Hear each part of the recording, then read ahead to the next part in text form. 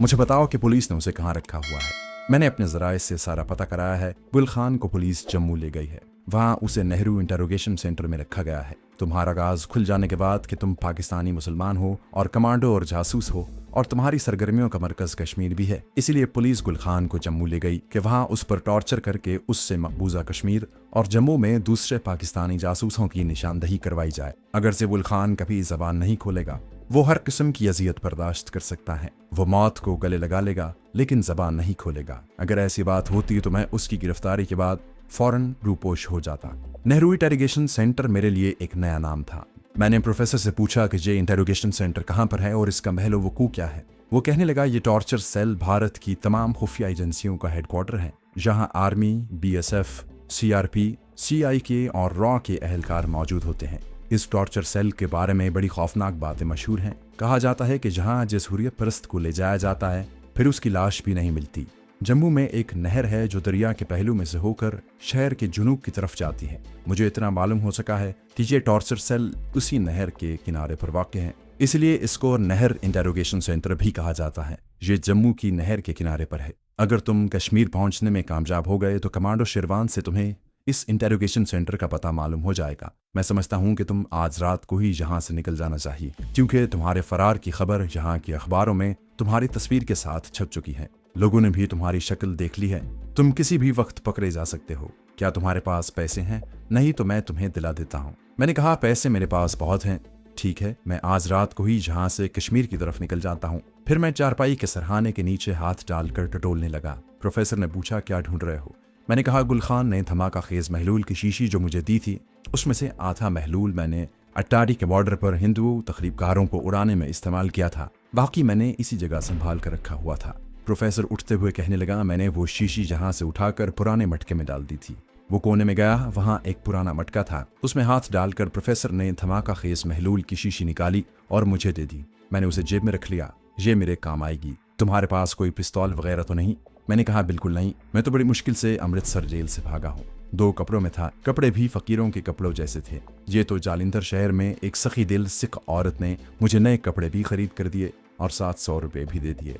Professor कहने लगा, क्या वो तुम्हें जानती है? मैंने मुख्तसरन कहा कि एक ज़माने में हिंदू स्टूडेंट बनकर उससे मिला था, तब से वो मेरी दोस्त बन गई थी। बहरहाल ये एक लंबी दास्तान है। तुम मुझे ये बताओ कि मुझे कश्मीर जाने के लिए कौन सा रूट इस्तेमाल करना चाहिए, क्योंकि इन हालात में मेरा रेलवे स्टेशन पर जाना अपने आप को पुलिस के हवाले कर देने के बराबर होगा। प्रोफेसर जमशेद ने मेरे सवाल के जवाब में कहा, रूट इतना अहम नहीं है, क्योंकि तुम इस हुलिये में जिस रूट से भी जाओगे किसी न किसी जगह पकड़े जाओगे। तुम्हें अपना हुलिया तब्दील करवाना होगा, फिर तुम चाहे जिस तरफ से भी जाओ कोई फर्क नहीं पड़ेगा।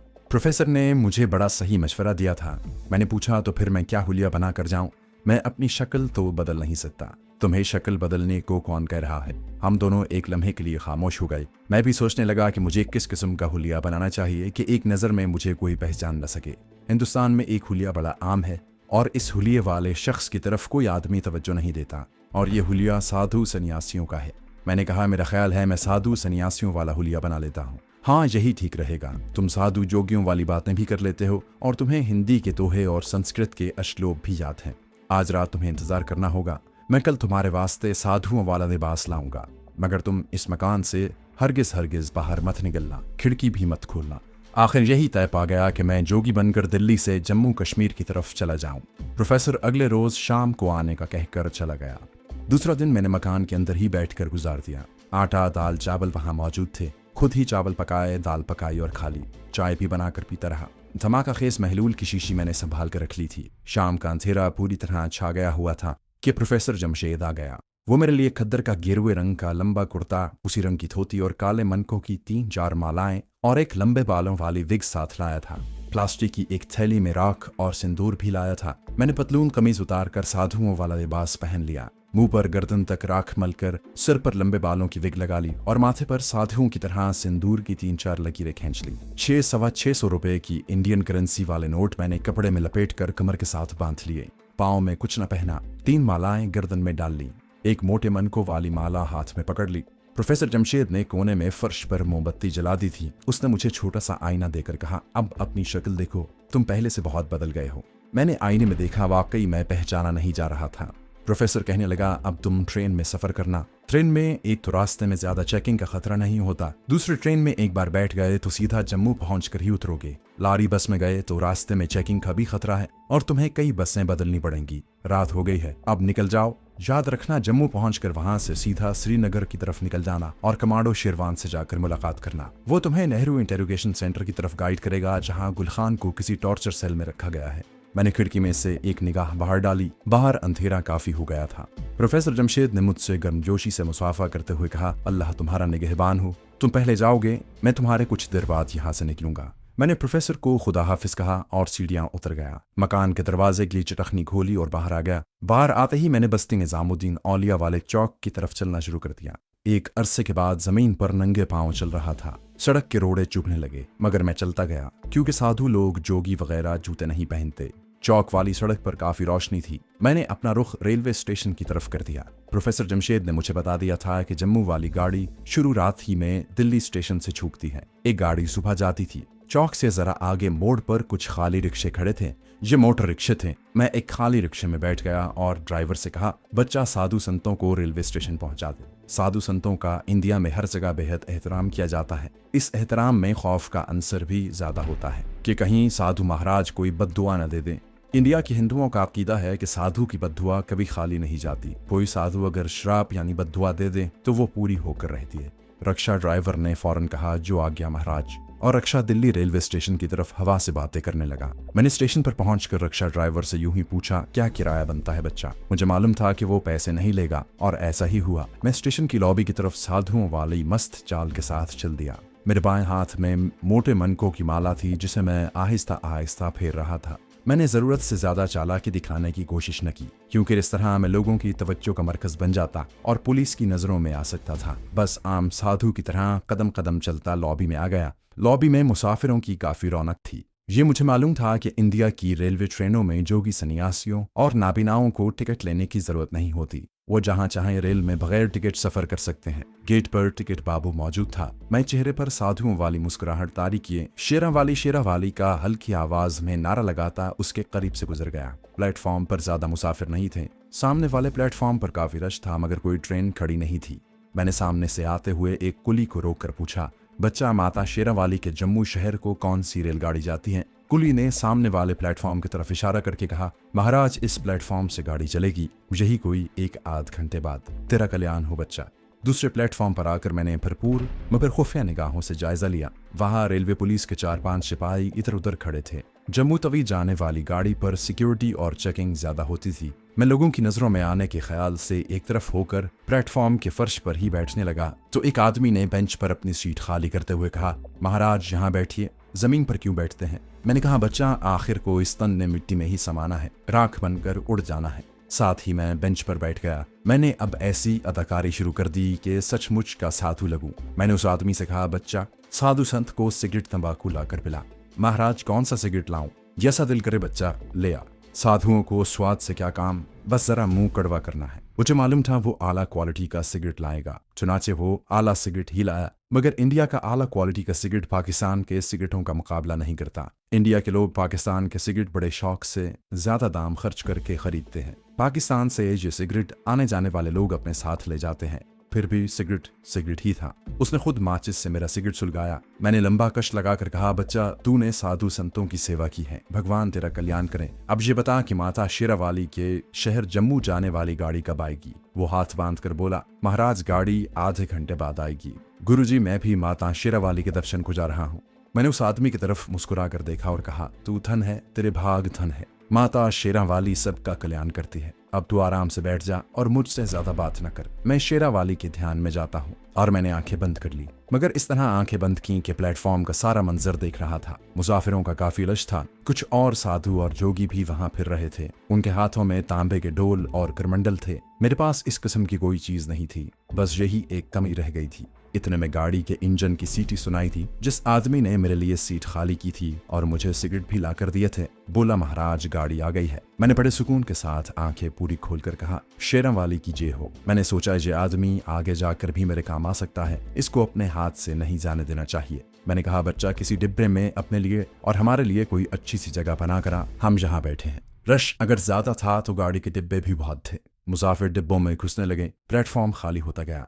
महाराज चलिए, मैंने आपकी सीट पर कपड़ा बिछा दिया है, चलो बच्चा। मैं उसके साथ चल पड़ा। ट्रेन की सबसे आखिरी बोगी के दरमियानी डिब्बे में उसने खिड़की के पास मेरी जगह बनाई थी। वहां उसने कपड़ा बिछा दिया था। मैं वहां बैठ गया। डिब्बे में दूसरे मुसाफिर भी बैठे थे जो शक्ल सूरत से डोगरे पहाड़ी लग रहे थे। इनमें सिख भी जो शायद जालंधर वगैरह जा रहे थे। वो आदमी मेरे पास ही बैठ गया। डिब्बे के दूसरे मुसाफिरों ने मुझे कोई ज्यादा अहमियत न दी। भारत में साधु आम फिरते हैं, साधु लोग वहाँ कोई उजूबा नहीं थे। मैंने उस आदमी के कंधे पर बड़ी मोहब्बत से हाथ रखते हुए कहा, बच्चा तेरा नाम क्या है? उसने कहा, महाराज मेरा नाम मुकुंद लाल है। मैं जम्मू में अपने भाई गुरधारी लाल से मिलने जा रहा हूँ। वो मेरा बड़ा भाई है, जम्मू श्रीनगर जाने वाली बस का ड्राइवर है। मुकुंद लाल की उम्र 20-25 साल के करीब होगी, मगर वो कमजोर सा था और उम्र से ज्यादा कम उम्र लगता था। मैंने कहा, ठीक है बच्चा, हम तुमसे खुश हैं, आपकी कृपा है महाराज। वो बड़ा खुश हुआ। मैंने खिड़की में से बाहर प्लेटफॉर्म पर देखा। मेरा मुंह रेल की इंजन की तरफ था। प्लेटफॉर्म पर कहीं कहीं कोई मुसाफिर नजर आता था। पुलिस के सिपाही ट्रेन के आगे गश्त लगाने लगे थे। राइफलें उन्होंने हाथों में पकड़ रखी थीं। एक सिपाही आहिस्ता आहिस्ता गश्त लगाता मेरे करीब से भी गुजरा। वो सामने से आ रहा था। उसने मेरे करीब से गुजरते हुए मुझे बड़े गौर से देखा। मैंने उसे बज़ाहिर नजरअंदाज कर दिया, लेकिन दिल में ख्याल किया कि कहीं इसने मुझे पहचान तो नहीं लिया। वो पीछे चला गया था। इंजन ने विसल दी। गार्ड ने सीटी बजाई। इंजन ने दोबारा विसल दिया और ट्रेन प्लेटफॉर्म पर खिसकने लगी। मैंने गर्दन मोड़कर पीछे देखा। मैं उस सिपाही की जानिब से मुतमईन होना चाहता था जो मुझे घूर कर देखता हुआ गुजर गया था। वो ट्रेन से हटकर एक तरफ खड़ा दूसरे सिपाही से बातें कर रहा था। यूं ही मुझे उसके बारे में तशवीश लग गई थी कि कहीं उसने मुझे पहचान तो नहीं लिया। वो प्लेटफॉर्म पर ही रह गया। मुझे इस किस्म के खतरात से बहरहाल गुजर कर ही जम्मू तवी पहुंचना था। ट्रेन रात के वक्त सफर करती रही। स्टेशन पर स्टेशन आकर गुजरते रहे। कहीं ट्रेन रुक जाती, कहीं किसी स्टेशन को छोड़ देती। मुकुंद लाल बराबर मेरी खिदमत में लगा हुआ था। जब रात काफी हो गई तो सीट पर से उठ खड़ा हुआ। बोला, महाराज आप सो जाएं, मैं इधर दरवाजे के पास जाकर बैठता हूँ। सोना तो बहुत दूर की बात थी, मैं एक लम्हे के लिए जागते में भी गाफिल नहीं हो सकता था। मैंने कहा, बच्चा हम साधु लोग जाग कर भी सो जाया करते हैं, हमें दुनिया वालों की नींद से कोई काम नहीं। तुम बेशक जहाँ बैठे रहो। मुझे नींद पर भी कंट्रोल हासिल था। यहाँ तो वैसे भी मैं सो नहीं सकता था और इस ख्याल के मारे भी नींद कोसों दूर थी कि किसी जगह मैं पहचान न लिया जाऊं। रात गुजर गई। ट्रेन का सफर जारी रहा। दोपहर के बाद गाड़ी जम्मू पहुंची तो मुकुंद लाल कहने लगा, महाराज मुझे भी माता शेरावाली के दर्शनों को जाना है, मैं आपके साथ ही चलूंगा। इस वक्त आप हमारे घर चलिए, आपकी सेवा करना चाहता हूँ। मैंने सोचा कि इसका भाई जम्मू श्रीनगर की बस चलाता है, वहां से श्रीनगर जाने का महफूज बंदोबस्त हो सकता है। मैंने कहा, अच्छा बच्चा चलो, हम तुम्हारे साथ चलते हैं। वो मुझे अपने साथ अपने भाई के घर ले गया। उसके भाई का घर जम्मू शहर के गुंजान मोहल्ले में था। भाई घर पर ही था। मुकुंद लाल ने अपने भाई से कहा, भैया जी, साधु महाराज ने बड़ी कृपा की है जो मेरे साथ तुम्हारे घर आ गए हैं। गुरधारी लाल ने हाथ जोड़कर मुझे प्रणाम किया। उसकी बीवी और बच्चों ने भी मेरे पांव छुए। मेरी टहल सेवा शुरू हो गई।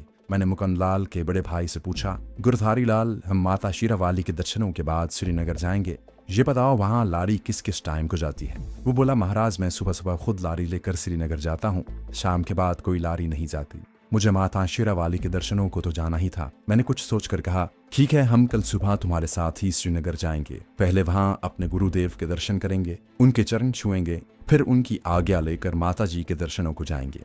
मुकुंद लाल मेरी तरफ मुंह खोले देख रहा था। मैंने उसे कहा, मुकुंद लाल, हम श्रीनगर से वापसी पर तुम्हें भी साथ माता शेरावाली के दर्शनों को ले चलते हैं। वो इतने में ही खुश हो गया। रात मैंने उन लोगों के यहाँ बसर की।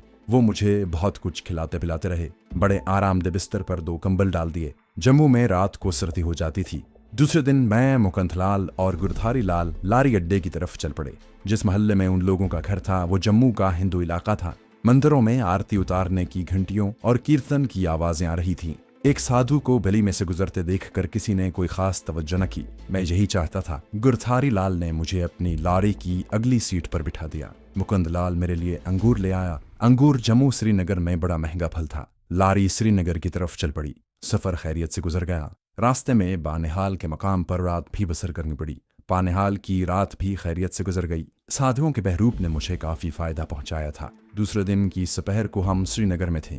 मैं गुरधारी लाल से जुदा हो गया। अब मुझे कश्मीरी हुर्रियत पसंद मुजाहिद और कमांडो शेरवान की खुफिया कमीनगाह में पहुंचना था। ये कश्मीर की पहाड़ियों में जिस मकान पर थी वो मैं आपको नहीं बताऊंगा। यही समझ लें कि मैं इन पहाड़ियों में पहुंच गया। उस वक्त सूरज गुलमर्ग की पहाड़ियों पर झुकने लगा था। मैं 2 टीलों के दरमियान से गुजरकर एक टीले की चढ़ाई चढ़कर दूसरी तरफ चश्मे के करीब से होता हुआ चील के दरख्तों के झुंड में आ गया।